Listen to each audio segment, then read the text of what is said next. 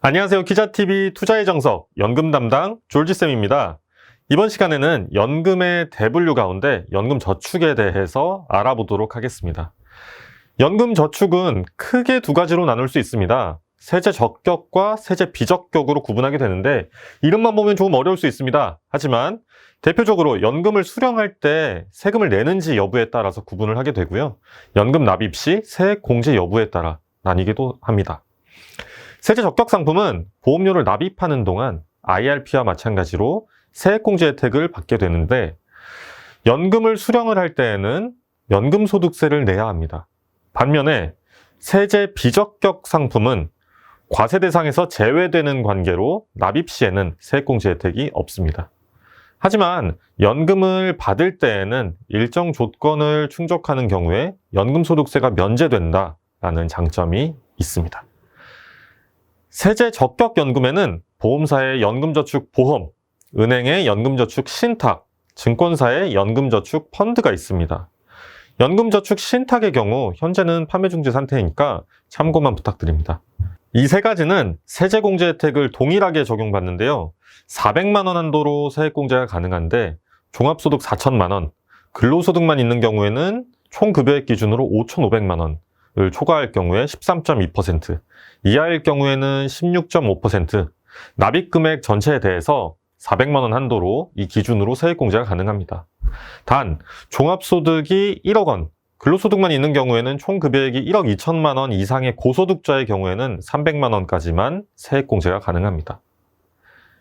세제 적격연금은 납입 시에 세액공제 혜택을 받고 연금 수령 시에는 연금소득세를 납부하는데 55세에서 69세까지는 5.5%, 70세에서 79세까지는 4.4%, 80세 이상은 3.3%를 납부합니다. 연령에 따라서 연금소득세율이 다른데요. 여기서 주의할 점은 세액공제 혜택을 받은 연금계좌 납입액으로 연금 수령을 할 경우에 연간 1,200만 원을 넘게 되면 종합과세로 되니까 그렇게 되면 세율이 높아질 수 있다는 점 유의를 해주시면 되겠습니다. 이 연금저축 신탁과 연금저축보험과 다르게 연금저축펀드는 IRP와 비슷한 상품군으로 운용할 수가 있어서 좀 더 폭넓은 운용이 가능합니다.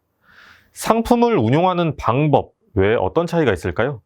바로 수령 기간의 차이인데요. 연금저축보험, 연금저축펀드 모두 확정형, 즉 내가 원하는 기간을 정해놓고 연금을 수령받을 수 있습니다. 특히 생명보험사가 판매하는 연금저축보험의 경우에는 사망 시까지 받을 수 있는 종신형도 가능하기 때문에 내가 원하는 방식으로 선택할 수 있습니다. 연금저축펀드의 경우에 종신형 수령은 불가능하지만 50년 확정형과 같이 장기간 수령이 가능하니까 연금 수령 전에 나에게 유리한 부분이 어느 것일지 비교 후 선택하는 게 중요하겠죠?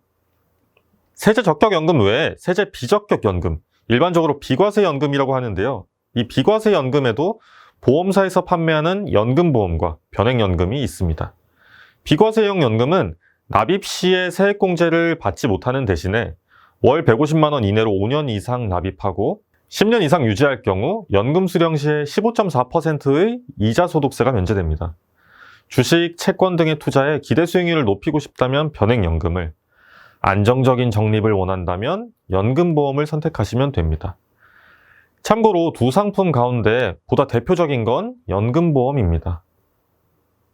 5티부터 4화까지 퇴직연금과 개인연금의 다양한 형태를 살펴보았는데요. 기본적인 개념 잘 정리되셨나요?